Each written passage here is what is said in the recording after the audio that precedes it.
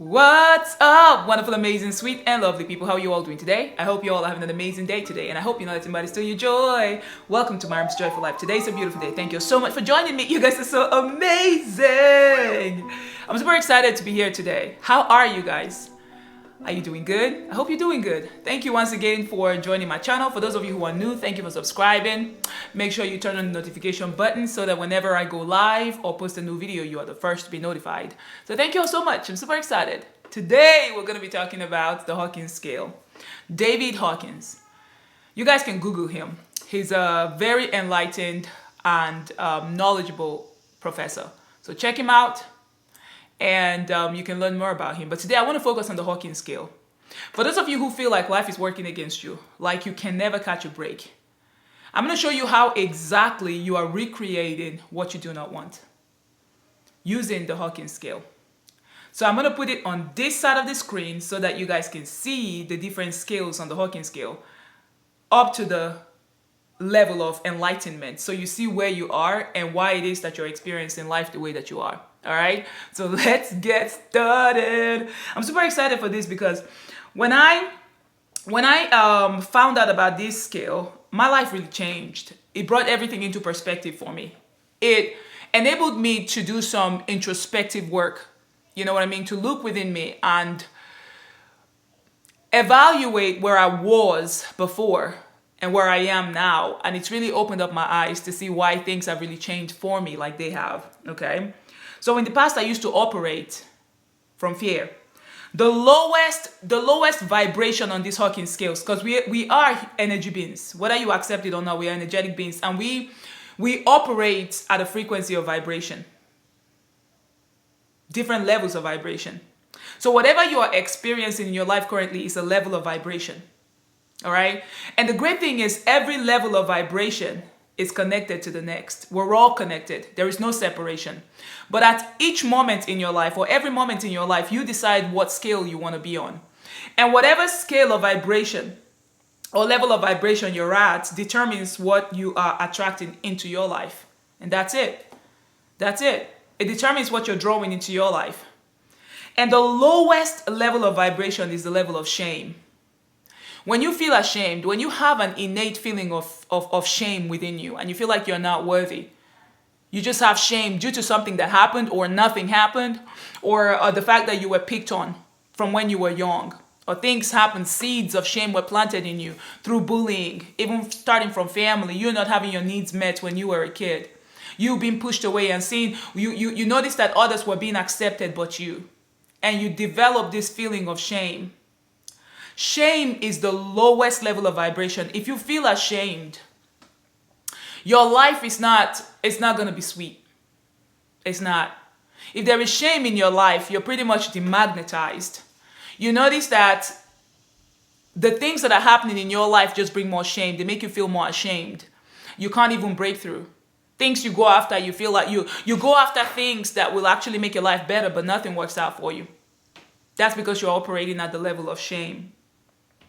And then the next one is guilt. And the level of shame, the number is 20. And that's the lowest number. I mean, there are other levels too, but the level of shame is very, very low on the vibrational scale, is at 20. Now, these levels, according to David Hawkins, they range from 20 to 700. 700 being enlightenment. 20 being shame. Right? You can see that on the scale. You see 20 right there, shame. And then the next level up is guilt. Now, most of us, before we come to the realization of who we are and that we are accepted and loved by God, we are guilted into feeling like we're unworthy. That's what religion does for you. Religion makes you feel guilty and makes you feel like, oh God, you're guilty of sin. Even when you haven't done anything wrong to anybody, they guilt you into buying into their ideologies, guilt.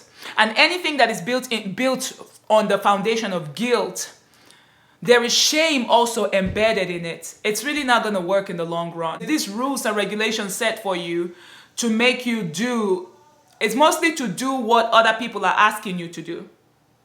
It's not because you want to do it because you want to, you know what I mean? But it's because you're being guilted into doing something that you don't want to do.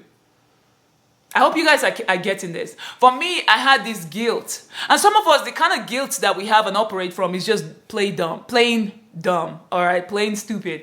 Like me, I had this guilt that if I don't give all the time, even at my own expense, that God will hate me, I'm going to go to hell. Like, I have to keep giving in order to be loved.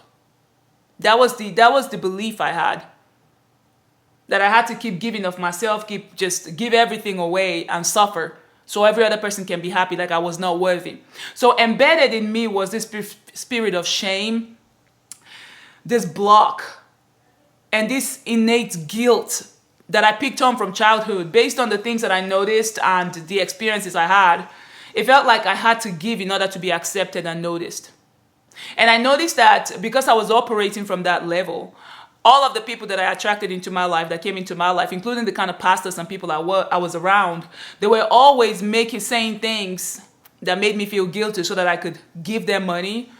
I could do what they wanted me to do. And I noticed that each time I said no and I didn't want to do what they wanted me to do, they got upset. They were upset.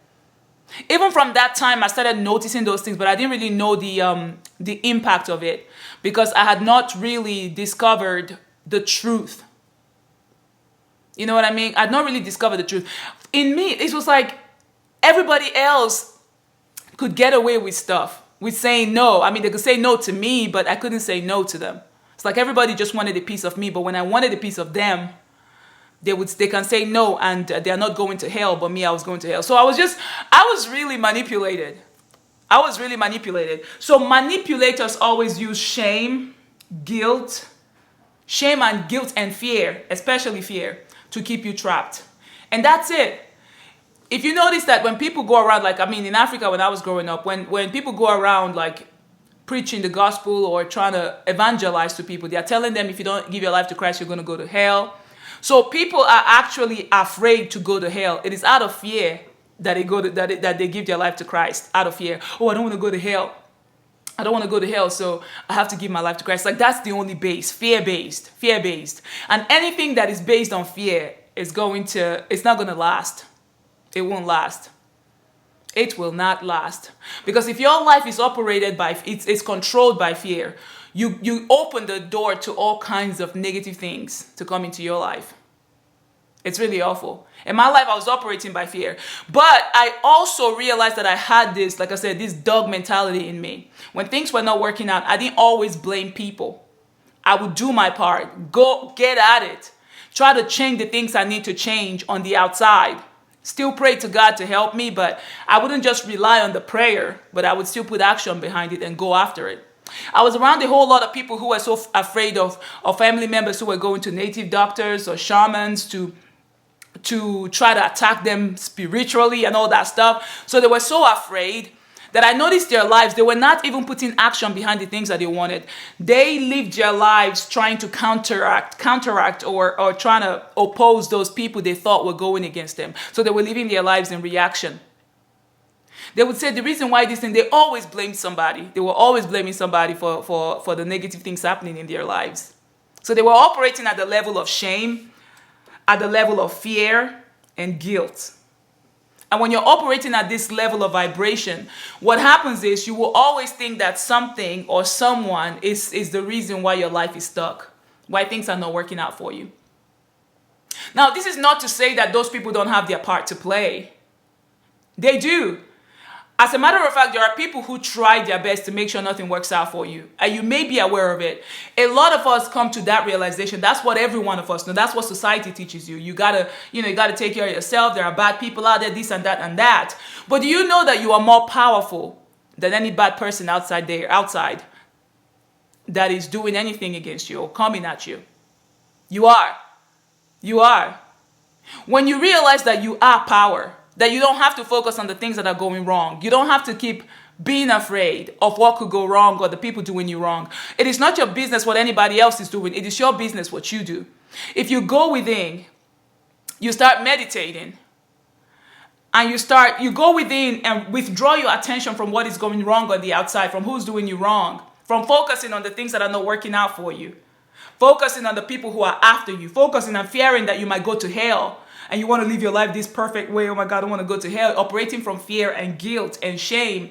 Guess what begins to happen? When you decide, no, I don't want to live my life like this. I want to go within and really know God for myself. What begins to happen is everything that controlled your life will start losing control over your life. And that's what happened to me.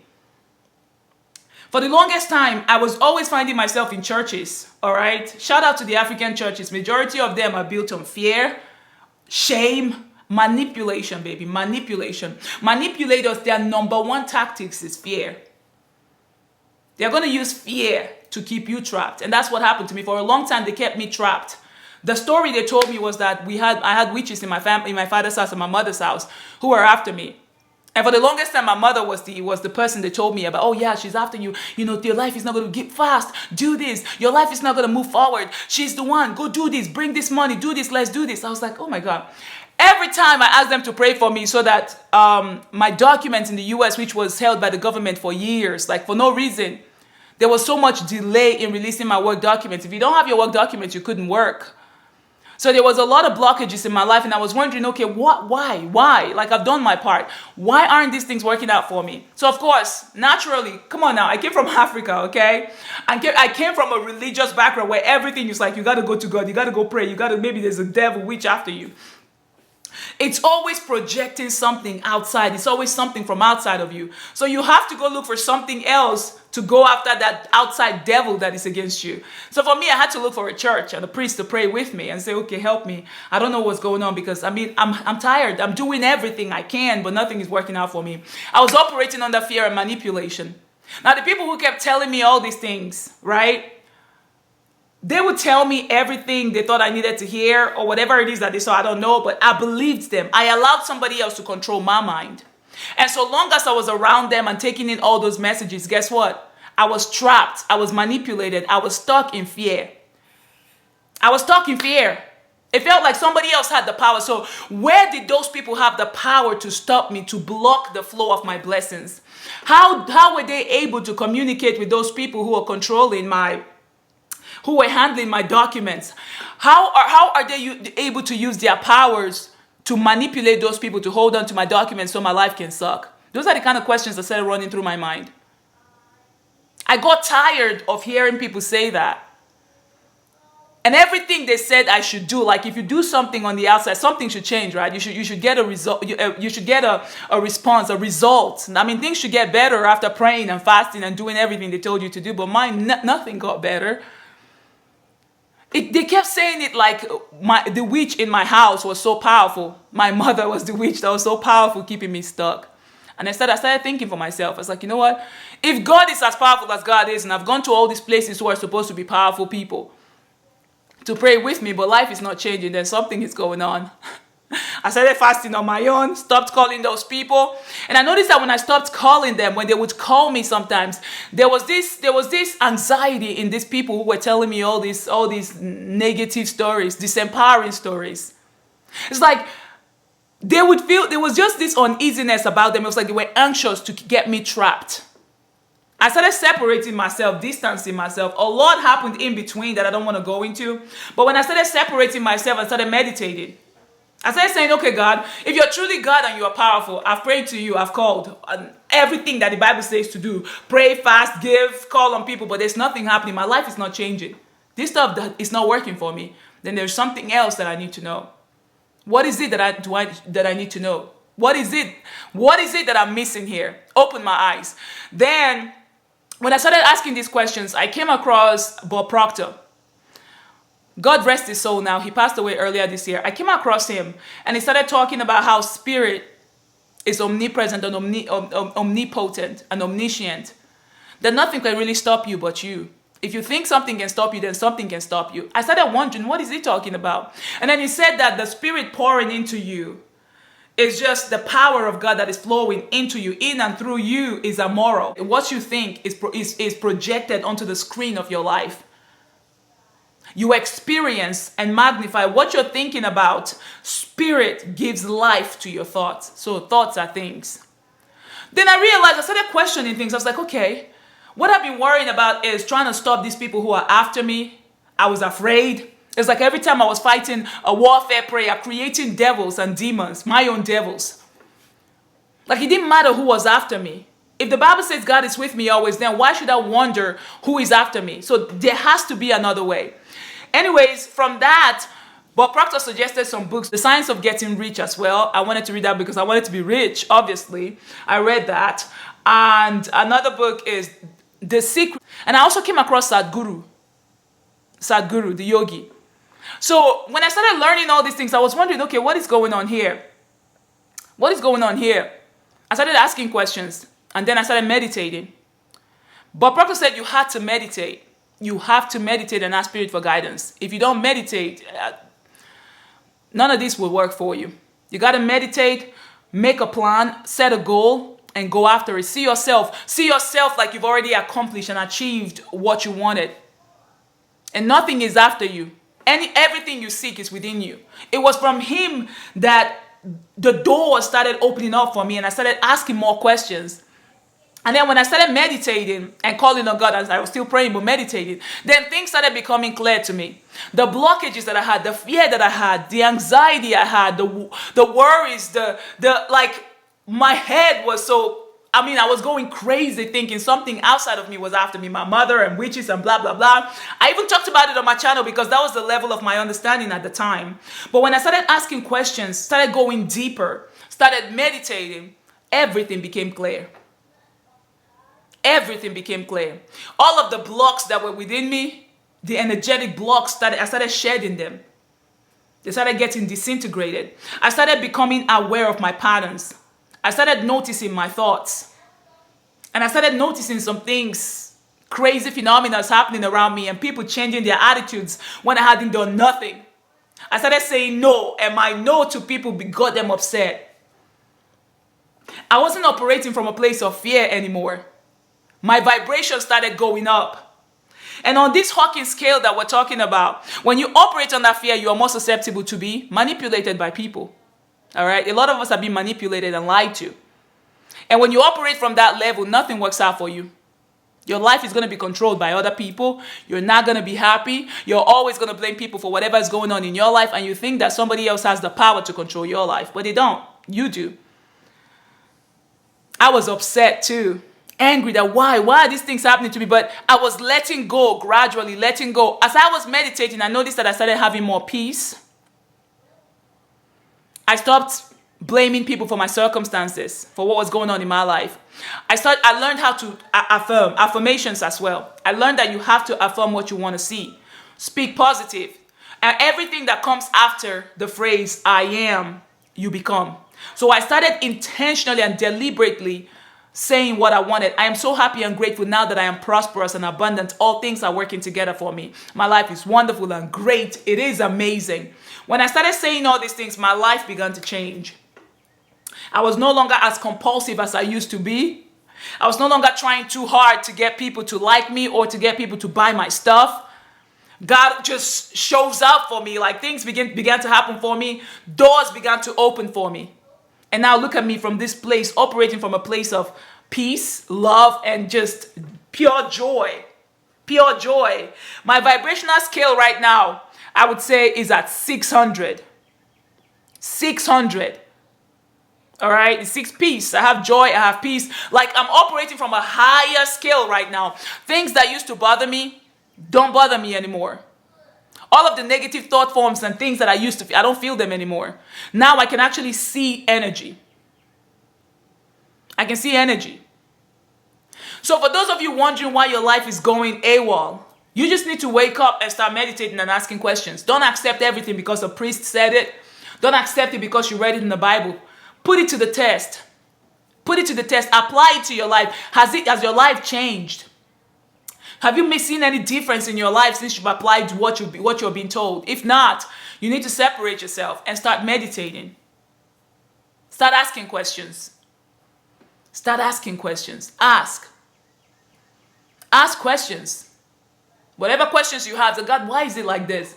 Tell me. Is there something I need to know? Open my eyes so I can see. Start asking questions and begin to observe. Observe things, not out of a place of judgment, but just from a neutral perspective. Don't give meaning to what you're looking at. Just look, just observe. Notice what you're noticing. And when you start doing that, you start noticing things that you couldn't notice before.